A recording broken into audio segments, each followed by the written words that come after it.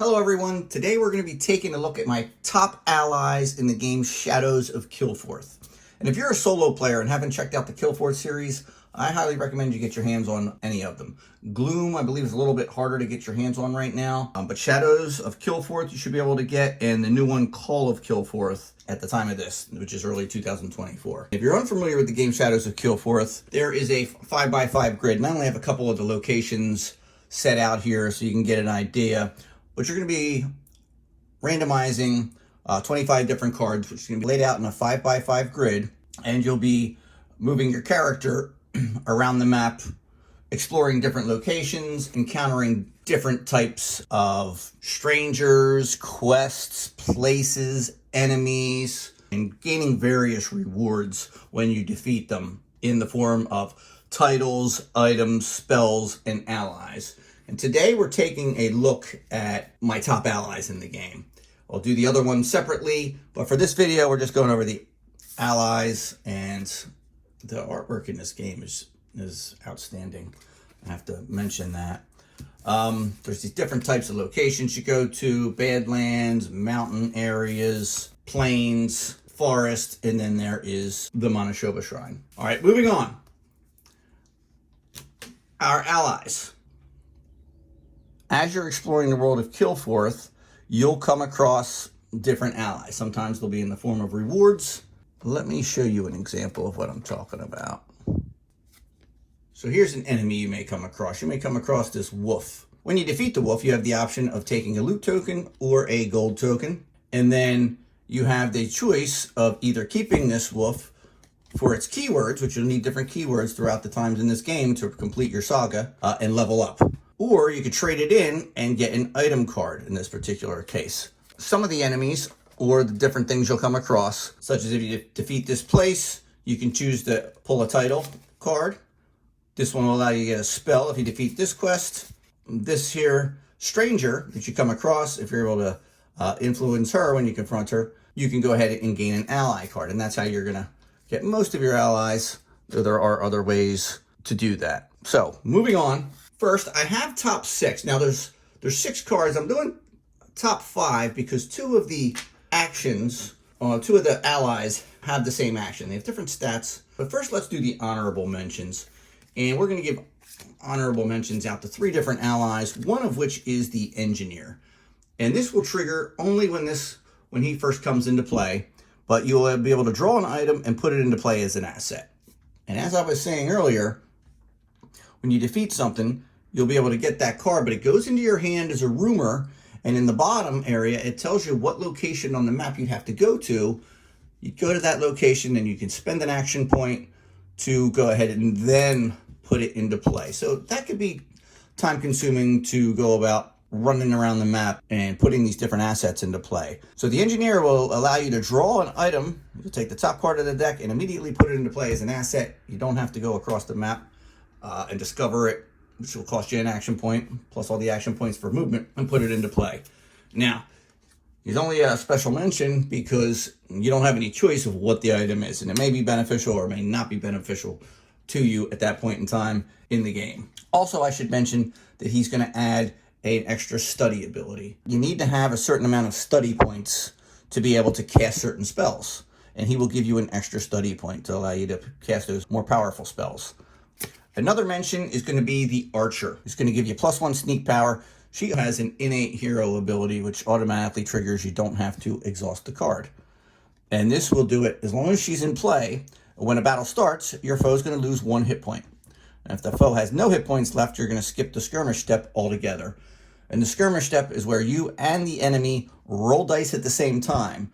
So if the enemy hits any successes, you're going to take damage. So this, if she knocks them down to 0 hit points, allows you to just skip having them roll. Now, I don't think there's an enemy in the game that only has 1 hit point. So you would need to combo that with some other ability to have that trigger. Another honorable mention goes to the Witch Doctor. And even better than the Engineer, the Witch Doctor, you will have to sacrifice her. So after you put her into play, you will have to discard her. You'll get rid of her extra study she's going to give you, and her extra influence, which will help you with strangers and quests. Same with the study. Plus, it allows you to get the more powerful spells. You will draw 2 spells and put them into play as assets. The reason she's not higher is your character may not have that high of a study ability. So even though you put the spells into play, you may not be able to cast those spells. And those are our honorable mentions. The Archer, the Witch Doctor, and the Engineer. All right, at number 5, and I say this with a caveat as it's really a top 6 because these 2 allies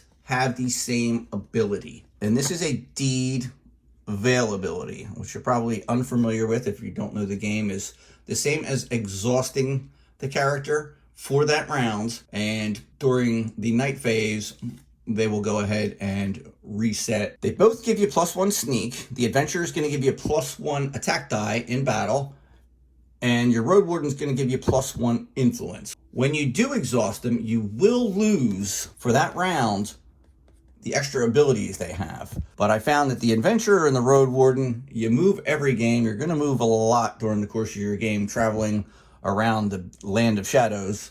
So these 2 cards come in at number 5 for me, the Adventurer and the Road Warden. And coming in at number 4 is none other than our lowly beggar.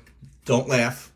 Don't laugh. The beggar also has a Deed Veil action. You do have to exhaust him, but wow. It gives you +1 to your sneak, unless he's exhausted, of course. And then at a plains, forest, or city location is when you can use him. You'll exhaust him and you will gain a gold.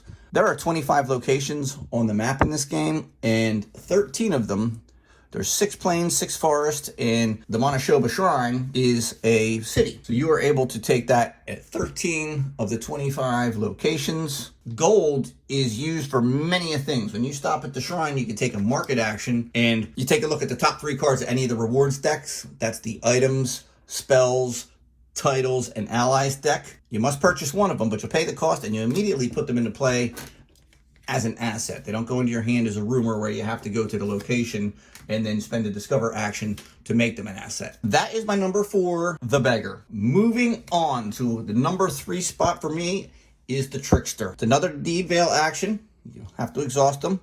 Gives you an attack power and a sneak power, and you become hidden. Almost every single turn of the game, I spend an action point to become hidden, which allows you to have the opportunity of evading enemies. So as you move into a new location, unexplored locations that have no encounters on it, you have to draw an encounter card. And if it's an enemy, they're going to surprise you, and they're going to get an extra attack die in that skirmish round, which is an extra chance to damage you and take an action point away from you, as well as your health. But the action points you spend during the game to be able to do everything. The action points are very valuable. The Trickster, for me, I will go out of my way to find him on the map if he's there, because I use him almost every turn. Just non-thought. I don't even worry about his stats. I just become hidden and go. All right, my number 2 ally, the Outlaw. He's going to give you +1 to your sneak, and he has a hero ability, which you don't have to exhaust him to use it. It's just innate. When you're drawing loot, and you're going to draw loot during the game, having the option of drawing 2 and then choosing the one that better fits what you need at that point in the game, throughout the game, man, that's worthy of the top 2 spot for me. And moving on to my number 1 favorite ally in this game is none other than my personal chef. That's right, you need a cook. Just all joking aside, +1 study allows you to start casting more powerful spells, and +1 influence, which helps you with strangers and quests. Don't get me wrong, the study can also help you with the quest depending on what abilities you're able to test. This is also an innate ability. You do not have to exhaust a card, but when the night phase ends, you're going to heal a hit point. When you lose any health in this game, you also lose your action point. So if you have, let's say, for simplicity, you have 2 health, and you take 1 damage. Well, you have to take an action point as well as the damage. So I always play with the action points on top of the health, and you would remove it. And for the next turn, when it starts, you're only getting the amount of action points for that day that you have health. So at the beginning of every single day, being able to grab a health helps out, because normally you have to take a rest action, which is spending one of your actions to go ahead and recover a health, and then the following day you would get that many actions. So having an auto heal in the morning would be great if it worked at night, but hey, it is what it is.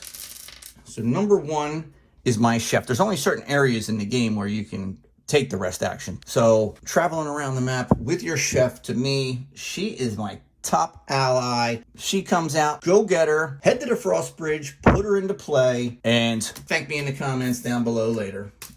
All right, until next time.